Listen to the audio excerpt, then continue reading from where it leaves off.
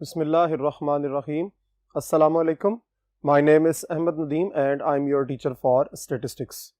Students, आपको पता है कि आजकल चैप्टर नंबर 12 एस्टिमेशन को हम स्टडी कर रहे हैं और पिछले कुछ लेक्चर्स में हमने confidence interval for population mean और confidence interval for population proportion हमने कैलकुलेट किया। आज भी confidence interval for population proportion के एक न्यूमेरिकल क्वेश्चन को हम अंडरस्टैंड करेंगे। तो चलिए बोर्ड की तरफ देखते हैं और क्वेश्चन को अंडरस्टैंड करते हैं। क्वेश्चन की स्टेटमेंट देखेंगे। A sample poll of 100 voters chosen at random from all voters in a given district indicated that 55%। So important बातें कि एक तो सैंपल है 100 का, इसका मतलब ये हुआ कि जब आप सॉल्यूशन को स्टार्ट करेंगे तो उसमें सबसे पहले हमें sample size small n 100 given है, नंबर 1। उसके बाद indicated that 55% of them were, यानी जो वोटर आपको 100 सैंपल चूज किया गया at random from all voters in given district indicated that 55% of them were in the favor of a particular candidate। यानी जो आपके पास प्रोपोर्शन दी गई है उसका 55, यानी जो एग्जिस्टेंस आपको नजर आ रही है दैट इज 55%। सो 55% जो वोटर्स हैं वो एक पर्टिकुलर कैंडिडेट को फेवर कर रहे हैं। अब वो आगे क्या पूछ रहे हैं, find 95% and 97% confidence limits for the proportion of all voters in the favor of the candidate। यानी आपने याद रखना है कि ये आपको सैंपल की प्रोपोर्शन दे दी गई है 55%, 100 का सैंपल सेलेक्ट किया गया है और ये कहा गया है कि ऑल वोटर्स यानी पॉपुलेशन के हवाले से आप अपनी कैलकुलेशंस को परफॉर्म करें। सो ऑल द वोटर्स का मतलब यही है कि आपको पॉपुलेशन के प्रोपोर्शन को फाइंड करना है। सो हम स्टार्ट करेंगे। एक बात और माइंड के अंदर रख लीजिए कि ये दो डिफरेंट कॉन्फिडेंस लिमिट्स के बारे में पूछा जा रहा है। सो बिल्कुल आपने क्लियरली और अच्छे तरीके से इसको माइंड के अंदर रखना है कि ये 95% अलग से लिमिट्स जनरेट होंगी और इसकी 97% की लिमिट्स अलग से जनरेट होंगी। सो हम स्टार्ट कर लेते हैं फर्स्ट पार्ट से। फॉर 95% कॉन्फिडेंस लिमिट्स, ठीक है जी। अब देखिए 1 माइनस अल्फा की वैल्यू हमें 0.95 अकॉर्डिंग टू लिमिट्स जो परसेंटेज दी गई है। सो अल्फा आप कह सकते हो इट इज 0.05 और finally alpha by 2 is equals to 0.025 and then finally 1 minus alpha by 2 is equals to 0.975। यहां से आप देख सकते हैं कि z1 माइनस अल्फा बाय 2 का मतलब क्या है, z.975, और जब आप इसको टेबल में देखेंगे तो इसकी वैल्यू आपको मिल जाएगी 1.96। सो एक जो आपका पार्ट था जिसमें 95% कॉन्फिडेंस लिमिट्स आपने फाइंड करनी है वो आपने उसकी कैलकुलेशन जी स्टेटिस्टिक के हवाले से कर लिया।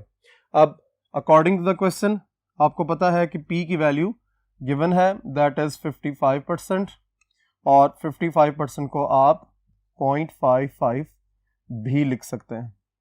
सो P क्लियर हो गया, आपने उसकी कैलकुलेशंस कर ली हैं, आपने Z की स्टेटिस्टिक की वैल्यू भी कैलकुलेट कर लिया है जो नॉर्मल डिस्ट्रीब्यूशन नॉर्मल वेरिएबल को रिप्रेजेंट करता है, और उसके बाद आपकी सैंपल साइज भी आपको चूंकि गिवन है, सारी जो है वैल्यूज जो है वो आपकी क्लियर हो गई हैं। अब जस्ट फार्मूला आप पुटअप करेंगे और अपनी कैलकुलेशंस को परफॉर्म करेंगे। तो चलिए नेक्स्ट बोर्ड की तरफ और इन वैल्यूज को फार्मूले में पुटअप करते हैं। जी हमने वैल्यूज कैलकुलेट कर ली थी। अब फॉर्मूले की बात है, formula that is p minus plus z1 minus alpha by 2 p into 1 minus p over n, और उसका हम स्क्वायर रूट कैलकुलेट करें। याद रखिए कि ये स्क्वायर रूट जो है वो n तक है, यानी n भी इस स्क्वायर रूट में इन्वॉल्व है। ठीक है जी। अब जस्ट वैल्यूज को पुटअप करेंगे।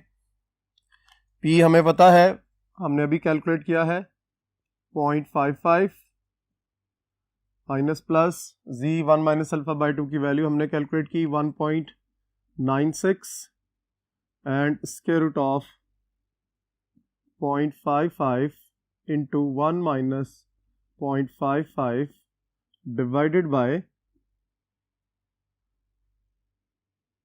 कितना है जी, n की वैल्यू 100। सो अब पहले ब्रैकेट सॉल्व होगी और फिर उस ब्रैकेट के मुताबिक हम लिमिट्स को फाइंड करेंगे। तो चलिए कैलकुलेटर पर देखते हैं। 1 minus 0.55 multiply by 0.55 divided bye 100, और फिर फाइनली आपने इसका लेना है स्क्वायर रूट, और स्क्वायर रूट लेने के बाद मल्टीप्लाई करेंगे 1.96 के साथ। सो देखिए इसकी कैलकुलेशंस और से देखिए, सबसे पहले ये ब्रैकेट सॉल्व होगी, फिर इसका जो आंसर आएगा वो बाहर 0.55 के साथ मल्टीप्लाई होगा, फिर इस आंसर को 100 पे डिवाइड करेंगे, तो फाइनली इस पूरे फ्रैक्शन का जो आंसर होगा उसका हम स्क्वायर रूट लेंगे, और स्क्वायर रूट लेने के बाद फिर 1.96 के साथ मल्टीप्लाई करके इस पूरे फैक्टर का आंसर लोकेट कर लेंगे। 0.55 माइनस प्लस इट इज 0.0975। सो इस पूरे फैक्टर को जब आपने सॉल्व किया तो उसका आंसर आ गया है 0.0975। अब एक दफ़ा ये वैल्यू 0.55 में प्लस होगी और एक दफ़ा इसको हम माइनस करेंगे। सो 0.55 में से पहले माइनस कर लेते हैं क्योंकि लोअर लिमिट हमने लिखनी होती है पहले।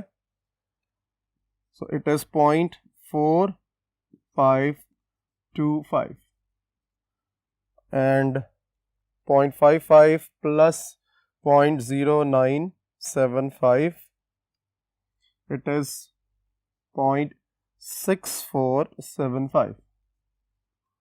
हेंस आप कह सकते हैं पहले पार्ट को आपने कंप्लीट कर लिया यहाँ पर। हेंस 95% कॉन्फिडेंस इंटरवल फॉर पाई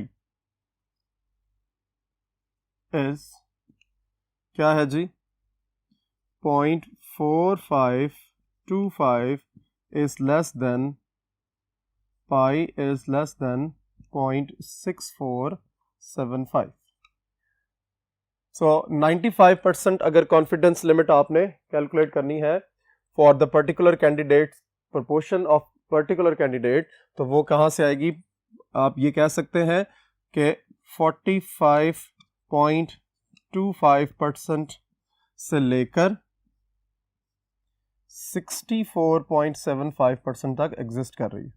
यानी सैंपल में वो क्या शो कर रहा था, जरा गौर कीजिए कि जो 100 का सैंपल आपका सेलेक्ट हुआ था, सैंपल जो है वो 55% आपको शो कर रहा था, लेकिन आपने अगर ओवरऑल 95% कॉन्फिडेंस लिमिट को देखना है फॉर ऑल वोटर्स जो कि उस पर्टिकुलर कैंडिडेट की फेवर के अंदर है, तो फिर वो क्या शो कर रही है, 95% जो कॉन्फिडेंस लिमिट है वो ऑलमोस्ट 45% से लेकर 65% के दरमियान में लाई कर रही है।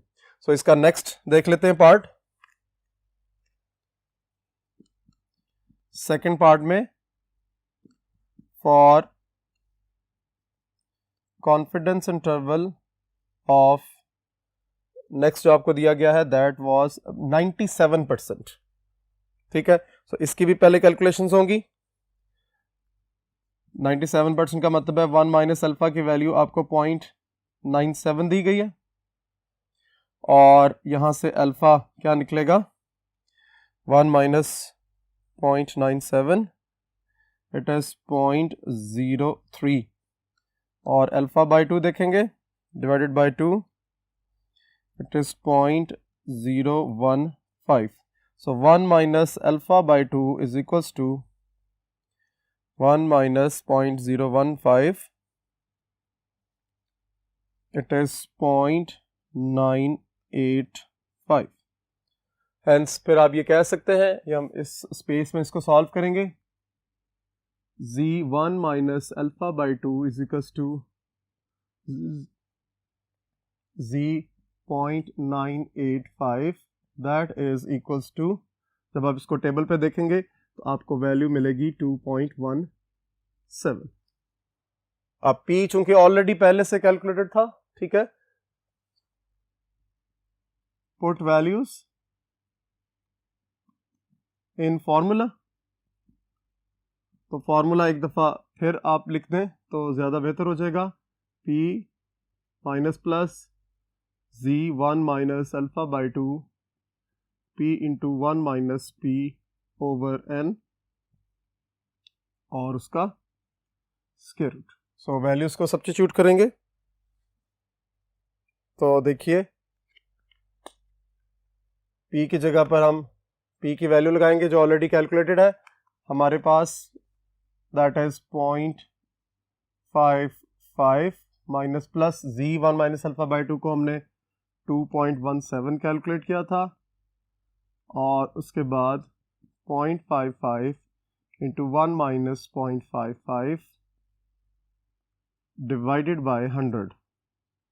सो वैल्यू सब्स्टिट्यूट हो गई हैं, तो देखिए 0.55 multiply by 1 minus 0.5 divided by 100, और फिर फाइनली आपने इसका स्क्वायर रूट लेना है, जैसे अभी मैंने थोड़ी देर पहले भी आपको इसका बताया, मल्टीप्लाई बाय 2.17। सो आपके पास 0.55 माइनस प्लस 0.1080। सो एक दफा प्लस करेंगे और एक दफा माइनस करेंगे, so it would be 0.4420, 0.55 plus 0.1080, it is 0.6580। hence आप कह सकते हैं 97% confidence interval for population proportion pi is 0.4420 is less than pi is less than 0.6580। सो अगर परसेंटेज की बात करें तो इट वुड बी 44.20% से लेकर 65.80% तक जो है वो कॉन्फिडेंस लिमिट्स हैं। 97% अगर आपने कॉन्फिडेंस लिमिट्स को कैलकुलेट करना है। नेक्स्ट बोर्ड पर चलते हैं और इस सिलसिले का एक और क्वेश्चन सॉल्व करते हैं। जी नेक्स्ट हमारे पास एग्जाम्पल है जी, एक और बहुत इंपॉर्टेंट एग्जाम्पल है कॉन्सेप्चुअल पॉइंट ऑफ व्यू से। इन 40 टॉसेस ऑफ कॉइन, एक कॉइन है उसको 40 टाइम्स टॉस किया गया है, 24 हेड्स वर ऑब्टेन्ड, यानी उस पर्टिकुलर एक्टिविटी में कि जिसमें हमने एक कॉइन को 40 टाइम्स टॉस किया है, 24 हेड्स जो है वो ऑब्टेन हुए। आपको पता है एक कॉइन के अंदर दो सिचुएशंस हो सकती हैं, या हेड होगा या टेल होगा। सो उसमें से वो ये कह रहे हैं कि 24 जो है वो हेड्स हमें मिले हैं, हमने नोट किया है। Find almost certain limits for the proportion of the heads which would be obtained in 1000 tosses of the coin।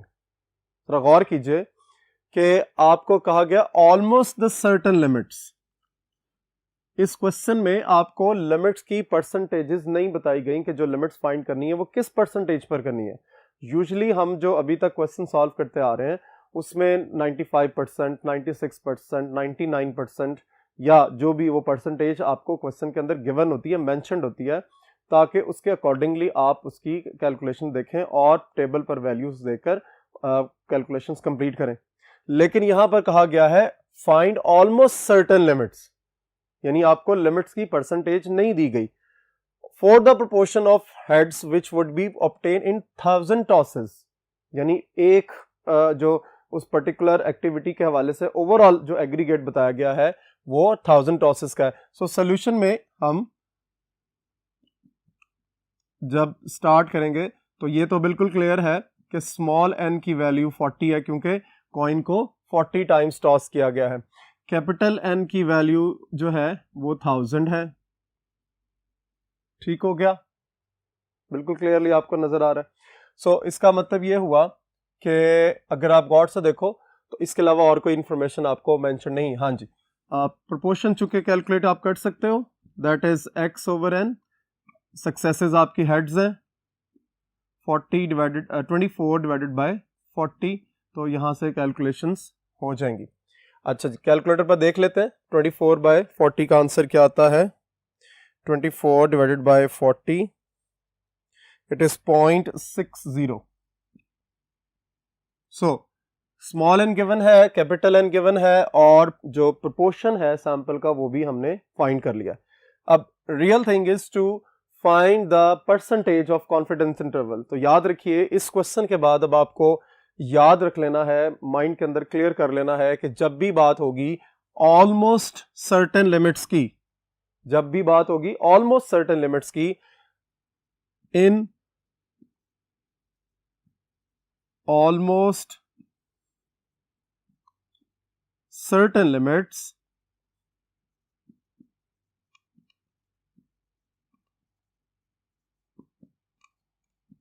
we use 99.9% confidence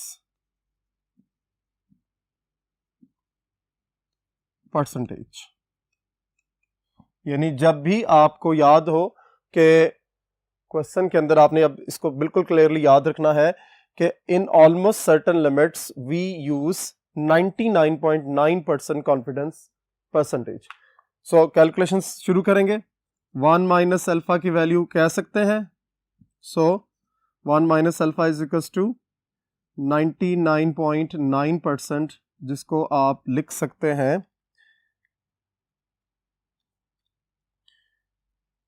0.999, और जब इसको अल्फा को फाइंड करेंगे इट वुड बी 0.0001, और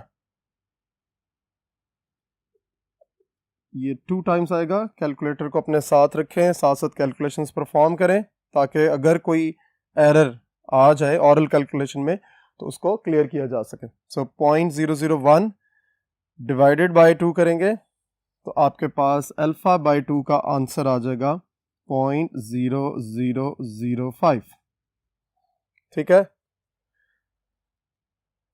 अब 1 माइनस 0.005 का जो आंसर है, क्योंकि हमने 1 माइनस अल्फा बाय 2 कैलकुलेट करना है, so it would be 0.9995।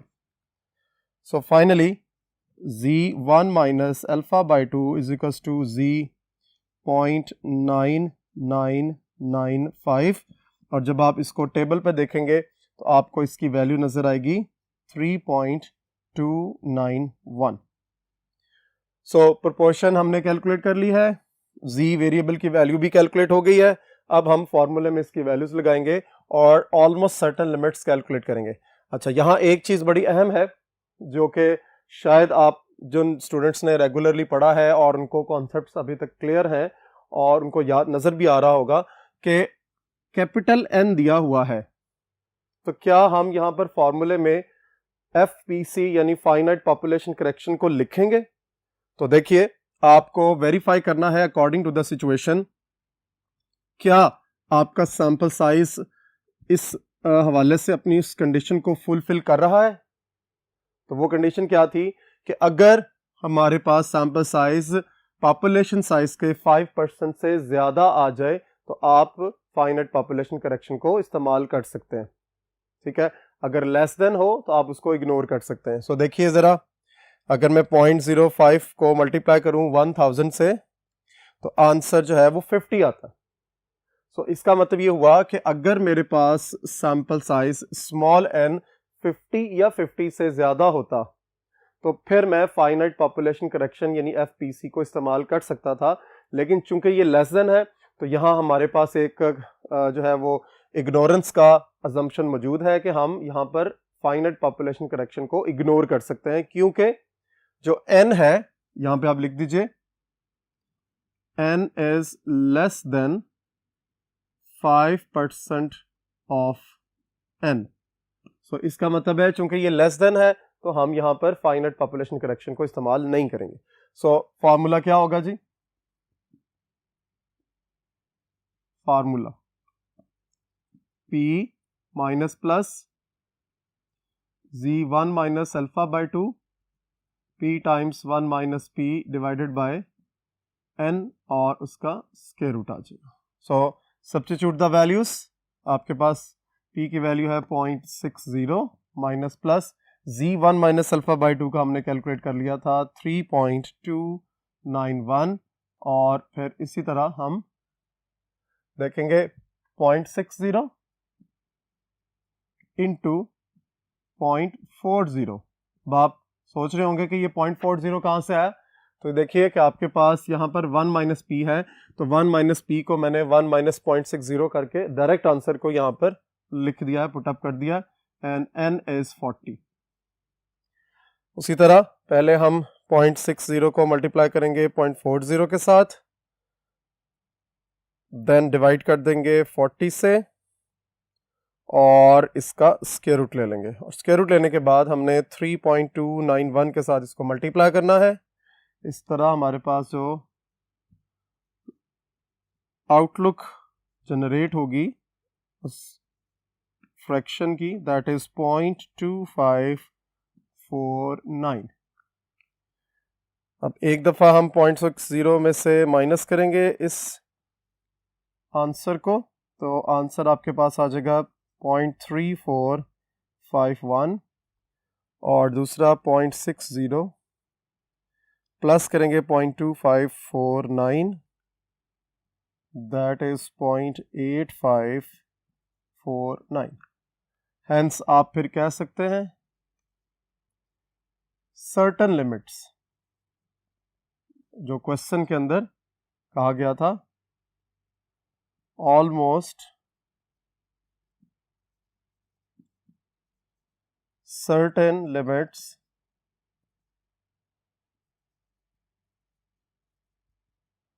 for pi is और इसको आप लिख दीजिए 0.3451 to 0.85949। ठीक है जी। सो इस क्वेश्चन के अंदर जो सबसे इंपॉर्टेंट चीज़ थी वो ये थी कि अगर आपके पास पॉइंट्स में भी लिमिट्स आ जाएं तो तब भी आप इसकी कैलकुलेशंस को परफॉर्म कर सकते हैं। और इसके अलावा जो दूसरा इंपॉर्टेंट पॉइंट था, इन ऑलमोस्ट सर्टन लिमिट्स आपने याद रखना है कि 99.9% आपके पास कॉन्फिडेंस परसेंटेज होगी और उस परसेंटेज को आप according to the situation points के हवाले से सॉल्व करेंगे। होप आज का लेक्चर आपको अच्छे तरीके से यहाँ पर क्लियर हो गया होगा। इस क्वेश्चन को बहुत अच्छे तरीके से प्रैक्टिस करें और इसमें इन्वॉल्व जो इंपॉर्टेंट कॉन्सेप्ट्स हैं उसको अच्छे तरीके से रिवाइज करें। इंशाल्लाह नेक्स्ट लेक्चर में मुलाकात होगी। अल्लाह हाफिज़।